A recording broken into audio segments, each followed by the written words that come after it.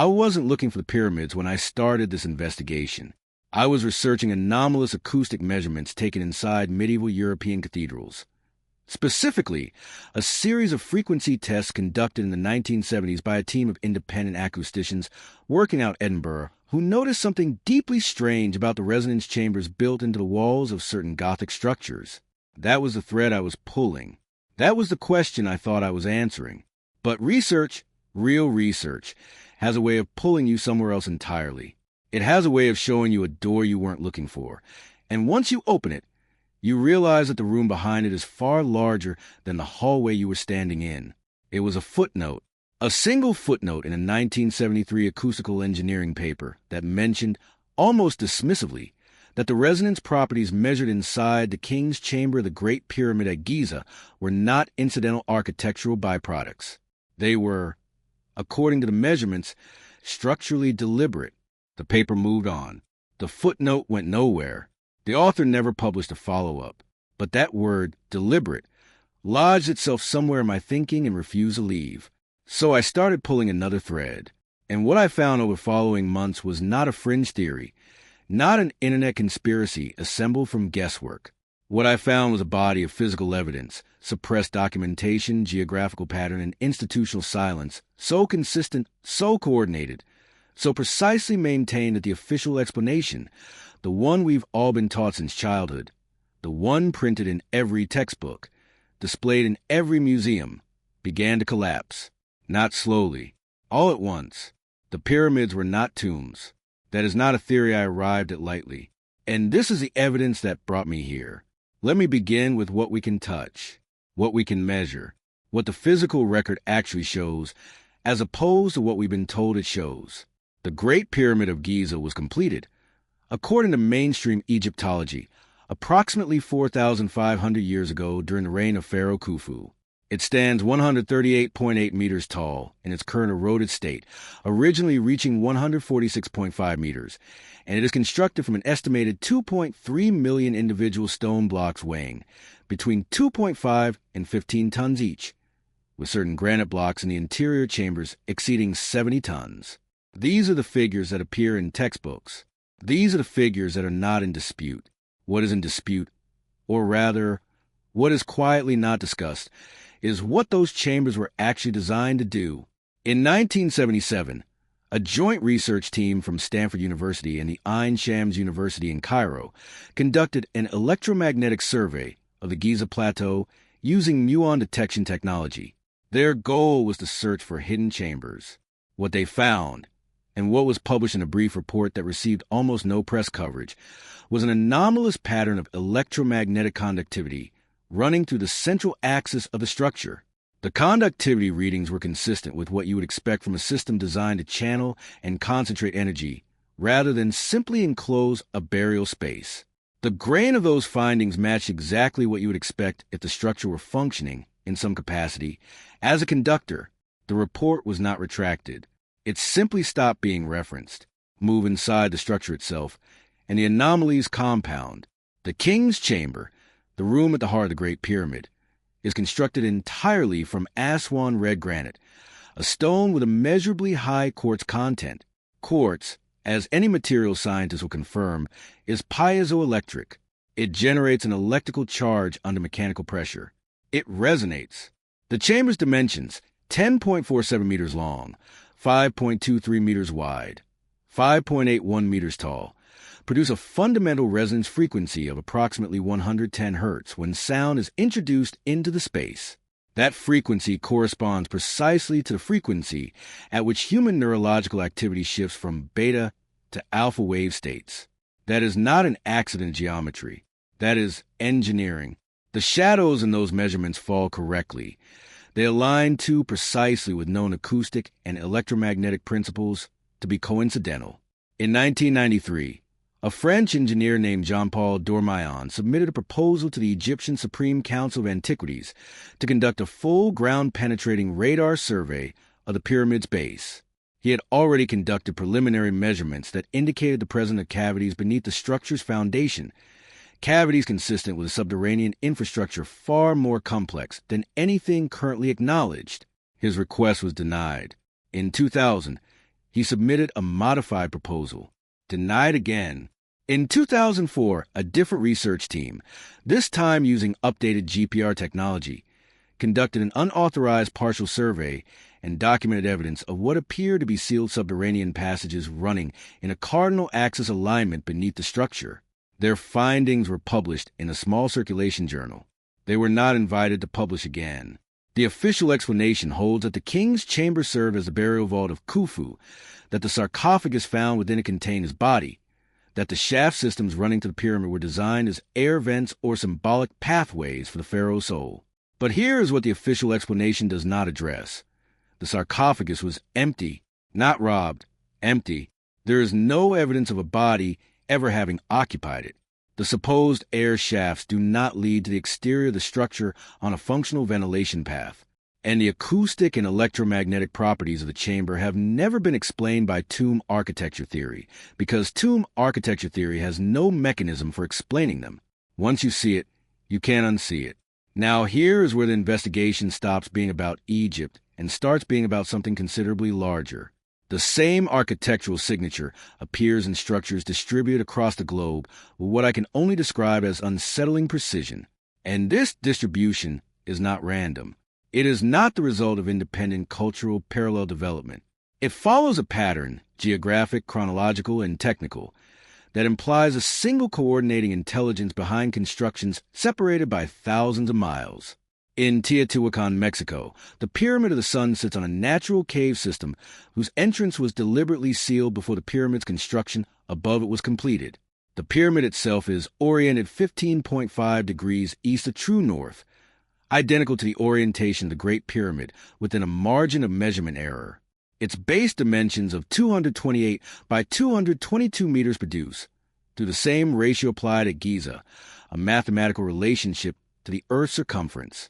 The local oral tradition among pre-colonial Nahua people holds that the pyramids at Teotihuacan were not built by them. They were already ancient when their civilization arrived. In Bosnian Pyramid of the Sun near Visoko, Bosnia-Herzegovina, radar surveys conducted between 2005 and 2012 by a team led by geologist Samir Osmanagic documented concrete block formations beneath the hill's surface consistent with artificial construction. The blocks measure consistent 2.5 meters by 1.5 meters.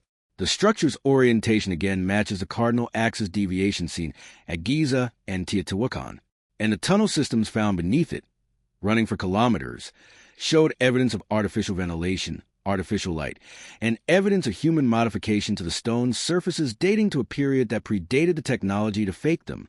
In Gyeonggi Province, South Korea, in Shandong Province, China, where over 100 pyramid-shaped mounds stand in agricultural land, mounds the Chinese government refused to acknowledge existed until satellite imagery made denial impossible. In Nubia, where 255 pyramids stand in the Sudanese desert at Mero, each oriented to the same cardinal deviation. In La Venta, Mexico. In Cahokia, Illinois, where the massive Monk's Mound stands as the largest pre-Columbian structure north of Mexico, its construction layers showing evidence of deliberate acoustic chamber architecture. The pattern repeats with unsettling precision, the same orientation, the same ratio of height to base perimeter, the same internal chamber construction in acoustically resonant stone, the same sealed subterranean infrastructure, the same consistent absence of burial evidence. These structures span St. Petersburg to Buenos Aires, Delhi to the American Midwest, the Nile Valley to the Bosnian Highlands. They were built across centuries, across civilizations, across oceans, and they were built with the same blueprint. The question that the distribution forces onto the table is not how they were built, or even when they were built. The question is simpler and more devastating than either of those. Who were they built for? There is a name that appears on European maps printed throughout the 1700s, a name that appears on Russian imperial cartography, on maps commissioned by Frederick the Great of Prussia, on maps held in the collection of the Bodleian Library at Oxford. That name is Tartaria. And I need you to understand something before we go further. Tartaria was not a legend. It was not a myth. It was not a cartographic error or a fanciful invention of medieval speculation. It appears on official state documents. in diplomatic correspondence, in trade records, in military dispatches.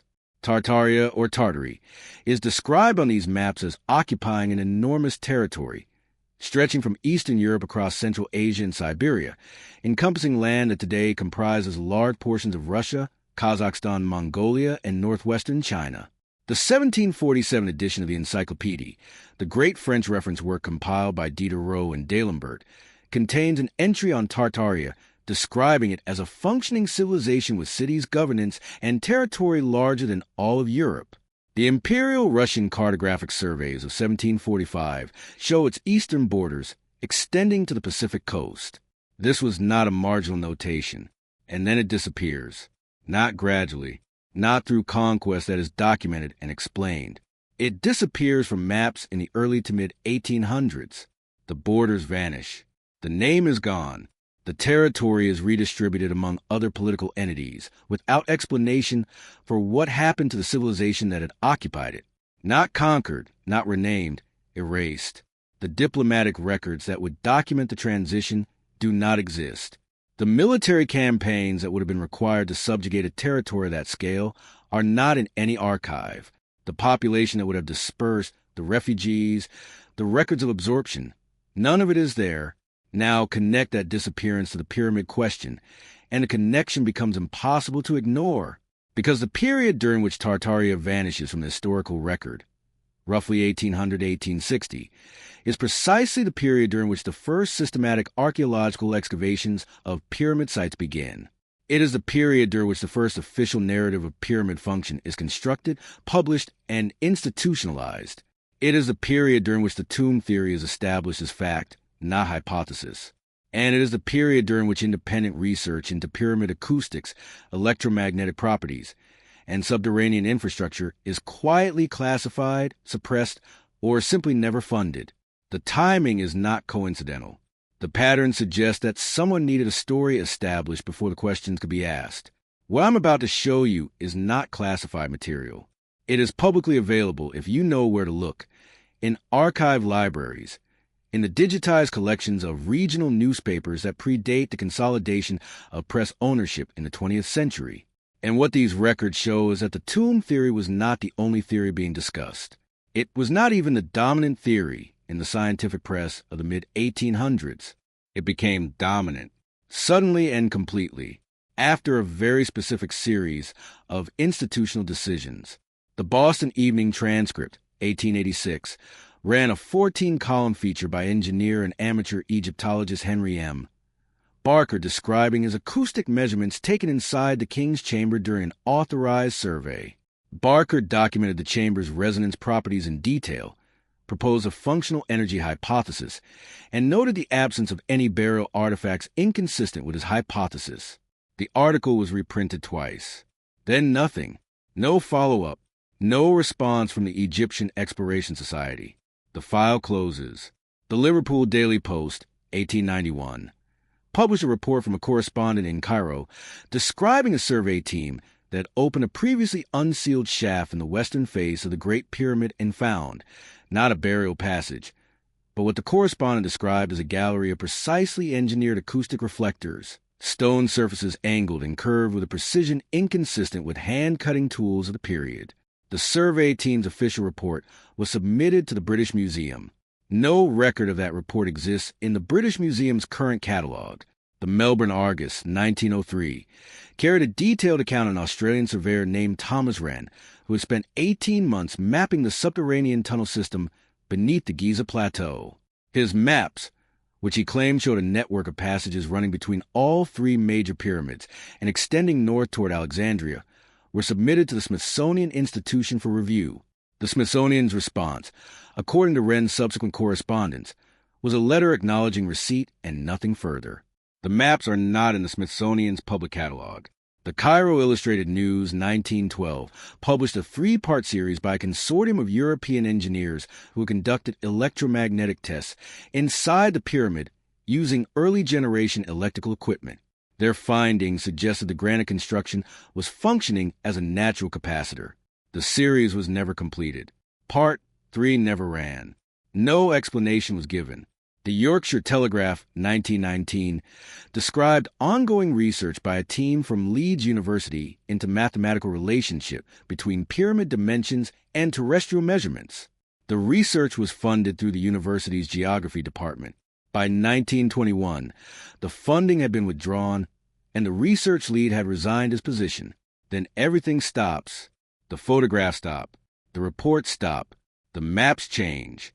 By 1922, with the discovery of Tutankhamun's tomb by Howard Carter, a discovery that flooded the popular press and permanently fixed the tomb theory in public consciousness, the conversation was effectively over.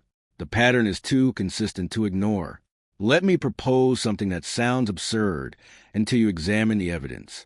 The pyramids, not only at Giza but across the global network I've been describing, were constructed as a planetary infrastructure, specifically as a system of acoustic and electromagnetic energy nodes spaced across the Earth's surface according to a geometric grid, designed to harness the Earth's own natural electromagnetic frequency and distribute it in a usable form.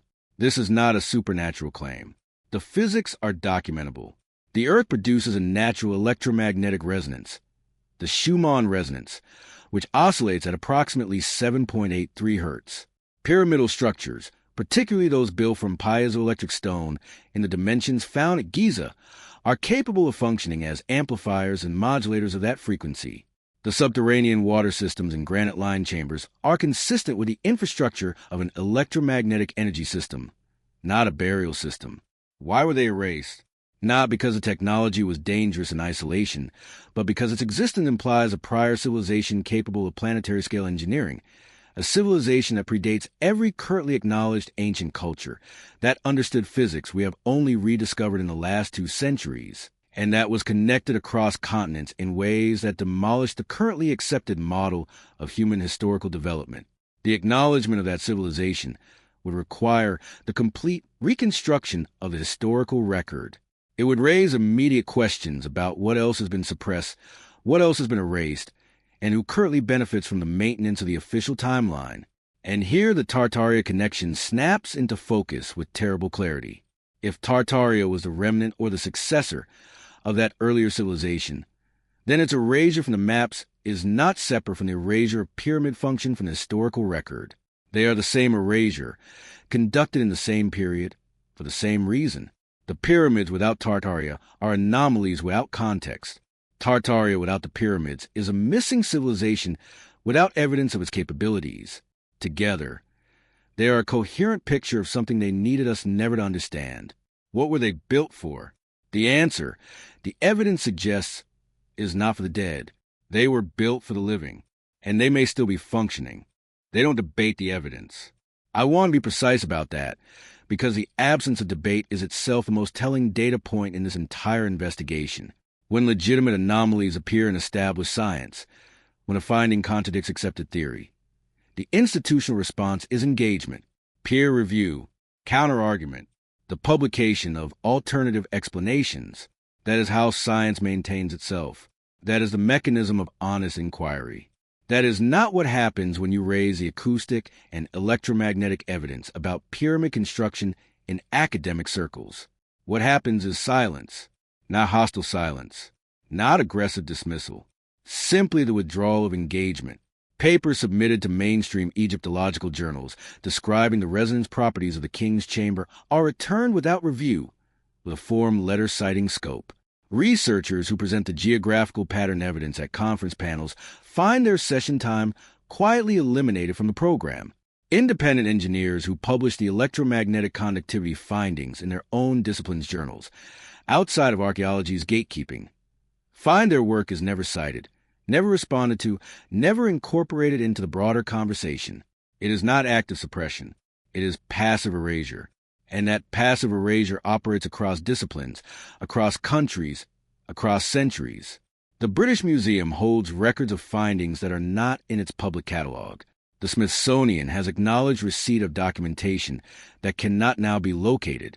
The Egyptian Supreme Council of Antiquities has refused GPR survey permissions for over 30 years without providing a technical justification for refusal.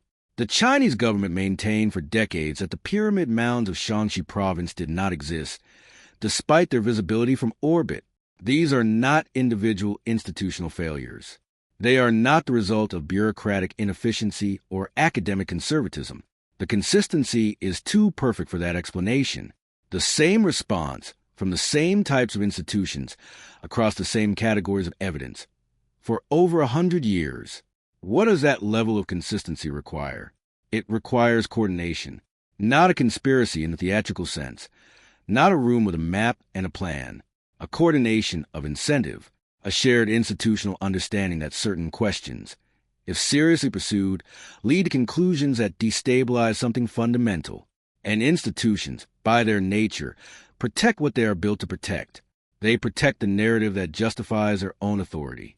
To acknowledge that the pyramids were not tombs is to acknowledge that the entire interpretive framework of ancient history is wrong.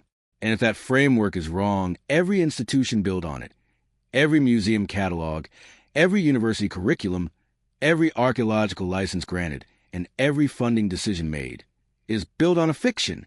The stakes of acknowledgement are not intellectual. They are existential for the institutions themselves. There is one more category of evidence I need you to consider, and it comes not from the pyramids themselves, but from the objects found in proximity to them, objects that have been sitting in museum storage catalogs, in private auction records, in the inventories of state sales since the 19th century, dismissed as curiosities, mislabeled as decorative items, and systematically undervalued in the historical record. I am speaking about the resonance instruments. In the Cairo Museum, in storage, not on public display, there are several hundred copper and bronze objects recovered from sites across the Giza Plateau and surrounding areas during the excavations of the 1880s and 1890s. They are cataloged variously as ritual vessels, decorative bowls, and ceremonial objects of unknown function. Their dimensions have never been systematically analyzed in acoustic terms.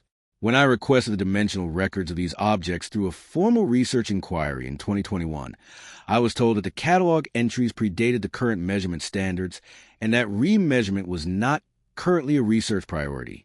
But partial measurements do exist, recorded in the original excavation journals of Flinders Petrie, whose meticulous field notes are held at University College London. Petrie measured several of these objects and noted, with characteristic precision and characteristic understatement, that their interior diameter-to-depth ratios were consistent with tuned acoustic resonators designed to amplify specific frequency ranges. He noted it. He filed it. He moved on. In 1998, a private auction catalog from Sotheby's London listed a collection of similar bronze objects from a private estate, objects that had been acquired by a British diplomat stationed in Cairo in the 1880s. The auction description noted their possible Egyptian origin and their unknown function. A materials scientist who attended the preview measured 3 of the objects with a portable acoustic analyzer and found that each was tuned within manufacturing tolerances to 110 Hz, the fundamental resonance frequency of the King's Chamber. He wrote a letter to the auction house, noting his finding. The objects sold the following day to a private buyer whose identity was not disclosed for a combined price far below their potential historical value, 110 Hz. The same frequency found in objects excavated from the plateau, held in a museum storage catalog, appearing in a private auction across a century of complete institutional indifference. And suddenly the resonance evidence isn't an anomaly anymore. It's confirmation. I started this investigation looking at cathedrals. I ended it looking at something that predates cathedrals by millennia, a global infrastructure whose purpose has been systematically misrepresented for over 150 years, whose evidence has been accumulated and then quietly buried, and whose implications, if taken seriously, require us to reconstruct almost everything we believe about where we come from and what we are capable of. Why are there no inscriptions inside the King's Chamber? Every other pharaonic tomb in Egypt is dense with hieroglyphic text, with spells, with records, with the documentation of a life and a death. The King's Chamber is bare. Why? Why does the sarcophagus, the only object ever found inside it, show no evidence of a body? No oils, no wrappings, no organic residue of any kind. Why do the so-called air shafts not function as air shafts, not in terms of ventilation path, not in terms of angle, not in terms of construction logic? Why are the GPR survey requests refused year after year without technical justification? Why do the acoustic properties of a chamber, documented independently by teams from Stanford, from Edinburgh, from MIT, from Cairo, why do those properties remain absent from every museum placard, every documentary, every educational curriculum that references a structure? Why does the 1886 acoustic report in the Boston Evening Transcript have no follow-up? Why does the Smithsonian hold unretrievable records? Not coincidence, not random variation, not independent anomalies, pattern. Something was built here. Something was built at Teotihuacan and in the Bosnian highlands and in the Sudanese desert and on the Illinois plain and across 100 other sites whose connection to each other the official record refuses to acknowledge. Something was built by people who understood the Earth's electromagnetic properties, who understood acoustic engineering, who understood geometry at a planetary scale, and who left their work behind in stone, because stone is what survives. They built for permanence, for continuation, for the possibility that whoever came after them would eventually stop asking who built these things and start asking what they were built to do. I don't have definitive answers. I have only questions, and I have the weight of evidence that makes those questions unavoidable, the evidence that sits in storage catalogs, the evidence that appears in footnotes no one follows, the evidence that vibrates at 110 hertz in copper bowls that have been sitting in a Cairo museum basement for 140 years. The structures still remain. They have survived every erasure, every misclassification, every century of deliberate misrepresentation. They are still there at Giza, at Teotihuacan, at Visoko, at Meru, still oriented to the same cardinal deviation, still resonating, still waiting for us to ask the right question, and maybe still functioning.